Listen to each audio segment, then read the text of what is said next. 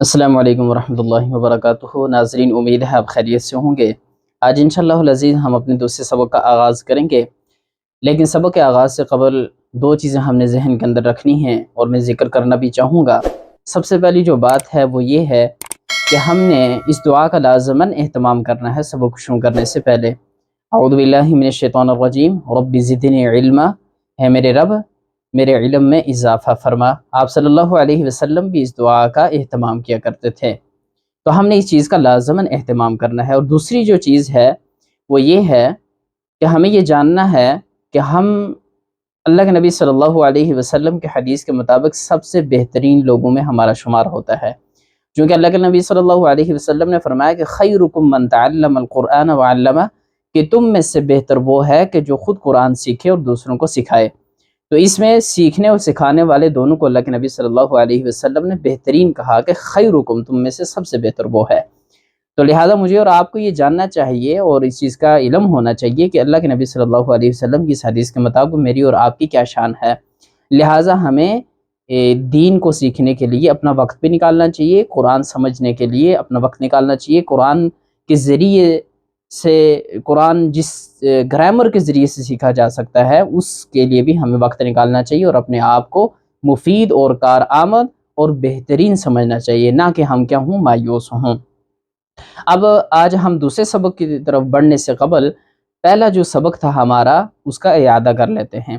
پہلے سبق کے اندر ہم نے جو چیزیں پڑھی تھی، سب سے پہلے تو ہم نے اس چیز کا ذکر کیا تھا کہ حروف الہجا کون سے ہیں، اور اسی طرح حروف تہجی کون سے الفاظ کو کہتے ہیں، اور الفابیٹ۔ تو الفابیٹ انگلش میں جو اے سے لے کر زیڈ تک ہیں وہ الفابیٹ کہلاتے ہیں، اور اسی طرح سے الف سے لے کر یہ تک یہ جو حرف ہیں الف ب ت ٹ سے، ان کو ہم حروف تہجی کہتے ہیں۔ اور اسی طرح سے حروف الہجا ہم عربک کے جو الفاظ ہیں الف سے لے کر یا تک، ان کو ہم حروف الہجا کہتے ہیں۔ دوسری چیز جو ہم نے پڑھی تھی وہ تھی حرکات، یعنی کہ حرکت۔ تو زبر زیر پیش وہ کیا ہیں، وہ حرکات ہیں جو ہم نے پڑھی تھی کہ جن کو عربک میں فتحہ، کسرہ اور ضمہ کہتے ہیں، کہ جس طرح سے حمزہ کے اوپر اس کی مثال بھی دی گئی تھی۔ اب آج انشاءاللہ العزیز ہم پڑھیں گے کہ مزید حرکات کیا ہیں۔ تو مزید حرکات کے اندر چونکہ پہلے ہم پڑھ چکے ہیں سنگل حرکات، صرف زبر زیر پیش، چونکہ ایک زبر ایک زیر اور ایک پیش، لیکن آج ہم پڑھیں گے دو زبر دو زیر اور دو پیش۔ تو دو زبر دو زیر دو پیش کو عربک میں کیا کہتے ہیں، اصطلاح اس کی کیا ہے، وہ ہے تنوین۔ دو زبر دو زیر دو پیش کو ہم تنوین کہیں گے، کہ جس طرح سے حمزہ دو زبر ان، حمزہ دو زیر ان، اور حمزہ دو پیش ان، ان۔ تو دو زبر، تو کوئی پوچھے کہ یہ کیا ہے حمزہ کے اوپر، تو ہم کہیں گے یہ تنوین ہے۔ اسی طرح سے حرکات کے اندر ایک اور اہم علامت ہے، وہ ہے علامت سکون، یا اسے آپ پھر جزم بھی کہہ سکتے ہیں، جزم اور علامت سکون۔ جس طرح سے حمزہ کے اوپر آپ دیکھ سکتے ہیں کہ حمزہ کے اوپر یہ جو علامت ہے یہ علامت جزم اور علامت سکون ہے، تو آپ اسے جزم اور علامت سکون دونوں کہہ سکتے ہیں۔ اب دوسری چیز جو ہم آج پڑھیں گے وہ یہ ہے کہ الف اور حمزہ کے اندر کیا فرق ہے، ان دونوں کے درمیان کیا ڈیفرنس ہے۔ تو الف کس کو کہیں گے، حمزہ کس کو کہیں گے، کون سے وقت ہم الف کو حمزہ کہیں گے اور الف کو الف کہیں گے، تو یہ جاننا بھی لازمی ہے۔ الف کے اوپر جب کسی قسم کی کوئی حرکت نہ ہو، نہ زبر نہ زیر پیش نہ تنوین اور نہ ہی علامت سکون یا جزم، تو پھر ہم الف کو الف ہی پڑھیں گے، الف کو الف ہی پڑھیں گے۔ مثال کے طور پر با الف زبر با، با الف زبر با۔ اب یہاں پہ جو ہم جوڑ کر رہے ہیں، جو سپیلنگ ہم کر رہے ہیں، اس کے اندر الف کو ہم صرف الف پڑھ رہے ہیں، چونکہ اس کے اوپر کسی قسم کی کوئی حرکت نہیں، صرف با کے اوپر کیا ہے، زبر ہے۔ لیکن اب اس کو ہم حمزہ کب پڑھیں گے، کہ جب الف کے اوپر حرکات میں سے کوئی بھی حرکت آ جائے، زبر زیر پیش تنوین یا علامت سکون، تو ہم اس وقت اس الف کو الف نہیں پڑھیں گے بلکہ ہم اس کو حمزہ پڑھیں گے۔ اس کی مثال آپ دیکھ سکتے ہیں، شین حمزہ زبر شا، نون دو پیش نون، شا نون۔ تو یہاں پہ الف کو ہم حمزہ پڑھ رہے ہیں اس وجہ سے کہ اس الف کے اوپر کیا ہے، حرکت ہے، علامت سکون یا پھر جزم۔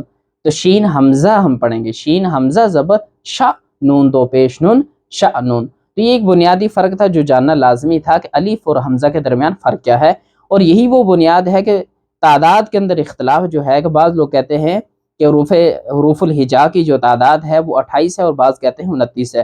تو جو کہتے ہیں کہ 29 تعداد ہے، تو ان کے نزدیک الف اور حمزہ دونوں الگ الگ شمار ہوتے ہیں، لیکن وہ لوگ جو کہتے ہیں کہ تعداد حروف الہجا کی جو ہے وہ 28 ہے، تو ان کے نزدیک الف اور حمزہ جو ہیں وہ ایک ہی شمار ہوں گے، الگ الگ شمار نہیں ہوں گے۔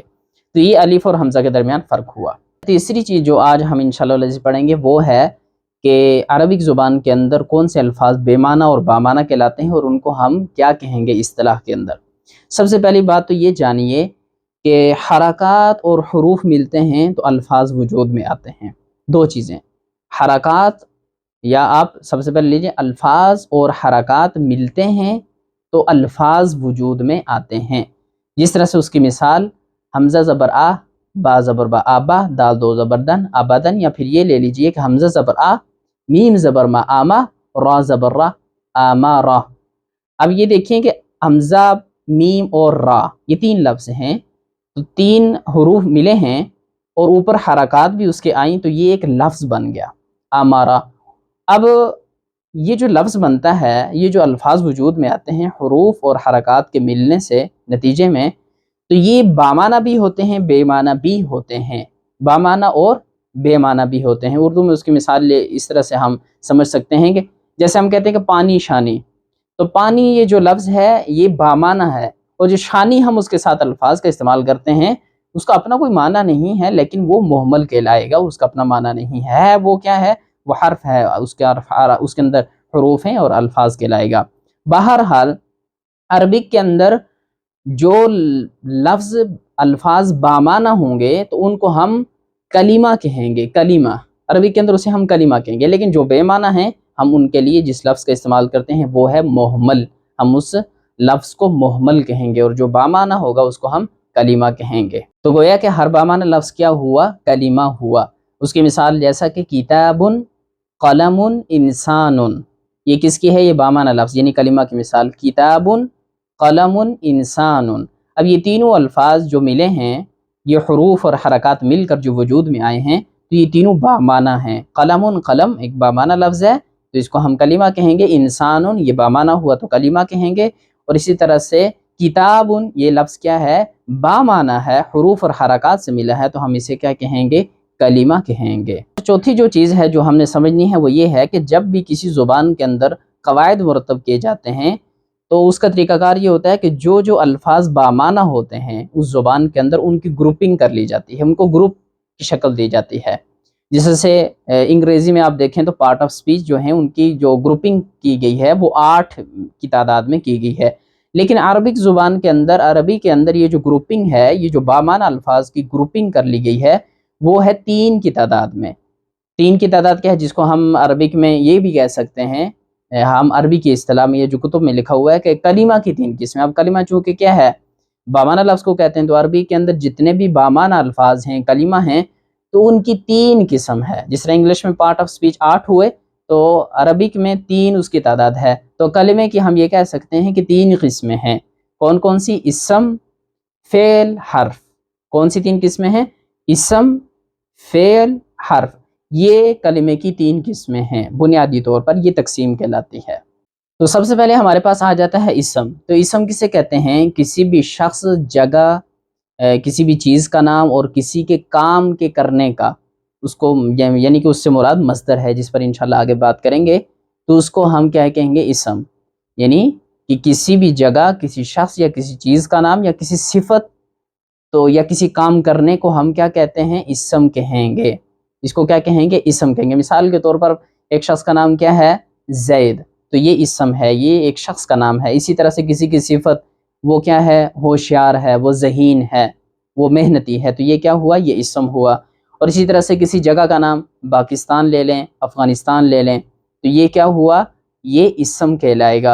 اور اسی طرح سے کسی جگہ کا نام، کسی چیز کا نام، مثال کے طور پر کرسی ہے، ٹیبل ہے، ٹھیک ہے، تو اس کو ہم، یہ کرسی ہے، میز ہے، تو اس کو ہم کیا کہیں گے، اسم کہیں گے۔ اور اسی طرح سے مصدر جو میں نے ذکر کیا تھا، کام کرنے کو بھی اسم کہتے ہیں، کام کرنا، تو اس کی مثال یہ ہے، پڑھنا، لکھنا، کرنا، سونا، جاگنا، کھانا، پینا، تو یہ بھی اسم ہی کہلائے گا۔ چونکہ آگے ہم اسم کی اقسام پڑھیں گے تو اس کے اندر انشاءاللہ العزیز ہم اس کو مزید ڈسکس کریں گے۔ اچھا، دوسری چیز جو ہمارے پاس ہے، اسم کی جو کلمے کی جو دوسری تقسیم ہے اس میں آتا ہے اسم کے بعد فعل آتا ہے، دوسری اس کی تقسیم میں پہلا اسم ہوا، اسم کی ہم نے پڑھ لی ڈیفینیشن، دوسرا ہے فعل۔ تو فعل کسے کہتے ہیں؟ فعل وہ کلمہ ہے کہ جس میں کام کرنے کے بارے میں بتایا جائے لیکن اس میں زمانہ بھی اس کے ساتھ شامل ہو، یعنی کہ کسی بھی کام کے کرنے کو بتایا جائے اور اس کے اندر کوئی نہ کوئی زمانہ شامل ہو۔ تو زمانے تین ہوتے ہیں جیسے میں اور آپ جانتے ہیں، یا ماضی یا پھر حال یا مستقبل۔ ظاہر ہے کہ ہم نے کام کرنا ہے تو تین ہی زمانوں میں سے کوئی ایک زمانہ ہو سکتا ہے، یا ہم نے ماضی میں یعنی کہ پچھلے گزرے ہوئے زمانے میں وہ کام کیا ہوگا، یا پھر ابھی کر رہے ہوں گے زمانہ حال، یعنی کہ میں ابھی یہ کام کر رہا ہوں، یا پھر مستقبل میں آگے یہ کام کروں گا۔ تو فعل کے اندر کسی کام کے کرنے کو بتایا جائے لیکن زمانے کی قید کے ساتھ۔ مثال کے طور پر ایک شخص یہ کہتا ہے کہ ضربا، اس نے مارا، تو اب یہ جو فعل ہے یہ فعل ماضی کہلائے گا، اس نے مارا یعنی کہ گزرے ہوئے زمانے میں مارا۔ لیکن دوسرا شخص ہے وہ یہ کہتا ہے کہ اضربو، میں مارتا ہوں، تو اس کے اندر کیا ہے؟ حال کیا ہے؟ شامل ہے۔ اب آپ آگے انشاءاللہ العزیز یہ جانیں گے کہ اضربو یہ جو لفظ ہے اس کے اندر حال اور مستقبل عربک کے اندر دونوں شامل ہوتے ہیں، اس کو فعل مضارع کہتے ہیں۔ فعل مضارع کے جس کے اندر حال اور مستقبل دونوں ایک ہی کے اندر شامل ہوتے ہیں۔ تو بہرحال اردو کے ذریعے اگر ہم سمجھیں تو ماضی، حال اور مستقبل، مثال کے طور پر ماضی کی مثال یہ ہوئی کہ میں نے کھانا کھایا، میں نے کھانا کھایا یعنی کہ پہلے کھا لیا کھانا کھایا۔ اگر آپ حال تو میں کھانا کھا رہا ہوں، اگر آپ مستقبل کی مثال لیں تو میں کھانا کھاؤں گا۔ تو اب یہ تینوں جو فعل ہیں، کھانا ایک فعل ہے تو یہ اس کے ساتھ ایک زمانہ کیا ہے؟ زمانے کی قید ہے۔ ماضی کے اندر گزرے ہوئے زمانے کی قید ہوئی، حال کے اندر حال کی قید ہوئی کہ میں کھانا کھا رہا ہوں، ایک زمانے کی قید ہے۔ پتہ چل رہا ہے سننے والے کو کہ کون سے زمانے کے اندر اس نے کھانا کھایا، کون سے زمانے کے اندر اس نے یہ کام کیا، کون سے زمانے کے اندر اس نے یہ فعل اس سے صادر ہوا۔ تو زمانے کی قید کے ساتھ کسی کام کے کرنے کو کیا کہتے ہیں؟ فعل کہتے ہیں۔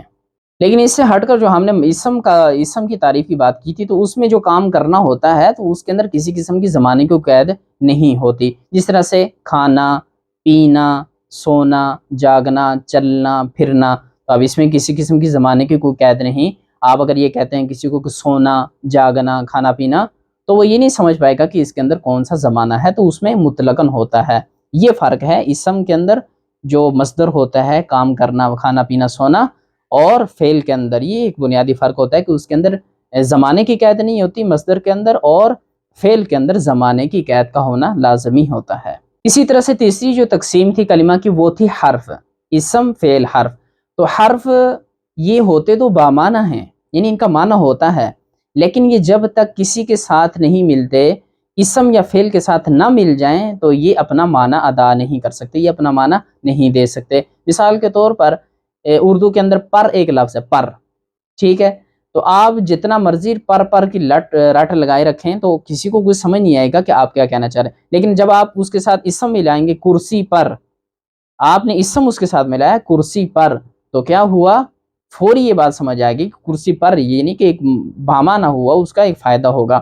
لیکن اسی طرح سے آپ نے اس کے ساتھ فعل میں ملا لیا کہ میں نے کتاب کرسی پر رکھی ہے، میں نے کتاب کرسی پر رکھی، تو کیا ہوا؟ جب اس کے ساتھ اسم اور فعل مل گیا، رکھنا، ٹھیک ہے، کرسی پر رکھی ہے، اور اس کے ساتھ کرسی کا لفظ استعمال ہو گیا، فعل اور اسم دونوں حرف کے ساتھ آگے، تو یہاں پہ یہ جو پر لفظ ہے یہ کیا ہوا؟ یہ اپنا معنی ادا کرتا ہے۔ تو لہٰذا یہ پر جو لفظ ہے، یہ جو حروف ہوتے ہیں، ہوتے تو بامعنی ہیں لیکن یہ بغیر اسم اور فعل کے ملنے کے یہ اپنا معنی ادا نہیں کر سکتے۔ تو نتیجہ یہ نکلا، یہ ہم جان چکے ہیں کہ یہ جو حروف ہوتے ہیں یہ اسم اور فعل کے محتاج ہوتے ہیں، ان کے ملے بغیر یہ اپنا معنی نہیں دے سکتے۔ تو یہ آج کا ہمارا سبق تھا۔ امید ہے آپ نے پہلا جو سبق تھا آپ نے اس کی بھی پریکٹس کی ہوگی، آپ نے اسے بھی لکھنے کی، جس طرح سے میں نے کہا تھا کہ نوٹ بک کے اوپر لکھ لیں، اور آپ اس کو بھی میں یہی کہوں گا کہ آپ ان اسباق کو لازماً نوٹ کے اوپر لکھ لیں، اور قرآن مجید فرقان حمید کے اندر آپ جب کوئی پڑھتے ہیں تو اس کے اوپر غور و فکر کریں کہ اچھا آج ہم نے جو چیز پڑھی ہے کیا اس میں وہ چیز آئی ہے یا نہیں، آج میں کتنی چیزیں سمجھ پایا ہوں، کون کون سی چیزوں کا مجھے ادراک ہو چکا ہے اور کتنا میں سیکھ چکا ہوں۔ ہم اللہ رب العالمین سے دعا گو ہیں کہ اللہ رب العالمین مجھے اور آپ کو ان تمام چیزوں کو صحیح معنوں کے اندر سمجھنے کی اور قرآن مجید کا فہم نصیب فرمائے۔ بہت شکریہ، وما توفیقی الا باللہ۔